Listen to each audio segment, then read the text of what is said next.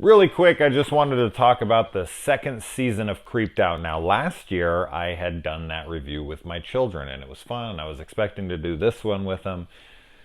But we got a lot of stuff going on right now, and I just know that I won't get to it. So, really, really fast, I just want to say if you do have children, if you have kids from pretty much any age up, if they're, below 12, 10 somewhere, and all the way down to like 5, 6, if you got kids there and you're wanting to introduce them into horror and they're watching like an Are You Afraid of the Dark or a Goosebumps and they're like, this is too dated. Not that kids at that age really talk like that, but some do. I mean, when you get into the 7s and 8s and 9s, they'll actually start to be like, ugh, like what are these kids wearing and why does this look so crappy and this and that. And you're like, okay, critic, all of a sudden. This is like a modern day Are You Afraid of the Dark. Now, last season, I was like, there were some hits and there was some misses and this and that. I thought this was a much better season. I was actually into it.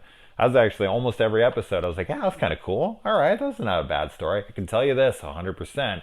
The writing in this show is leagues better than the writing in the Creep Show series on Shudder. I like the Creep Show series fine, but the writing in this, they actually took time to come up with clever bits.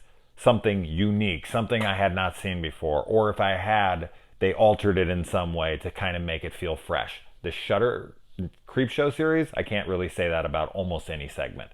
There's been one or two, like The Man in the Suitcase, it was kind of an interesting spin on the gin, and, as far as the writing goes, I'm only talking about the writing, I think the writing in this was way better than in the Creep Show series. So this is a show for children. I mean, as I'm saying, you could watch this with a 5 or 6-year-old, depending, of course, on what their tolerance level is to anything scary.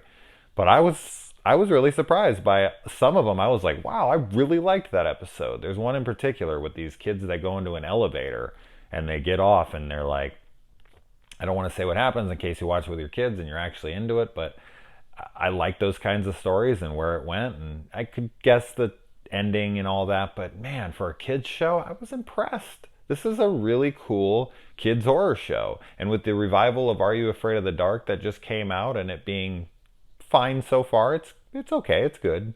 I'm looking forward to the new episode. Just dropped it yesterday. I'll watch it with my kid tomorrow or the next day or something, but I really enjoyed Creeped Out. It's only 10 episodes. They're only like 25 minutes a piece. It's something fun to watch with your kids.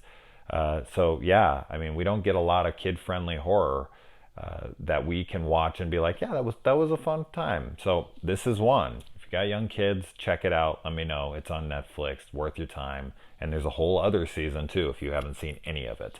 So I wish my kids were here to tell you that they give it a thumbs up, but they were super into it. We're also watching Raising Dion right now. We got one episode left from Michael B. Jordan. He produced it and he even does a little role in it as well. Really fun show as well. I'm really enjoying that superhero kids show, but very like serious. Check that out too if you got kids. There's a lot of cool stuff out right now for kids and adults together. Lost in Space, the new season's coming soon. So Netflix is really putting out some quality programming for parents and kids to watch together, which I really like. So let me know. Adios.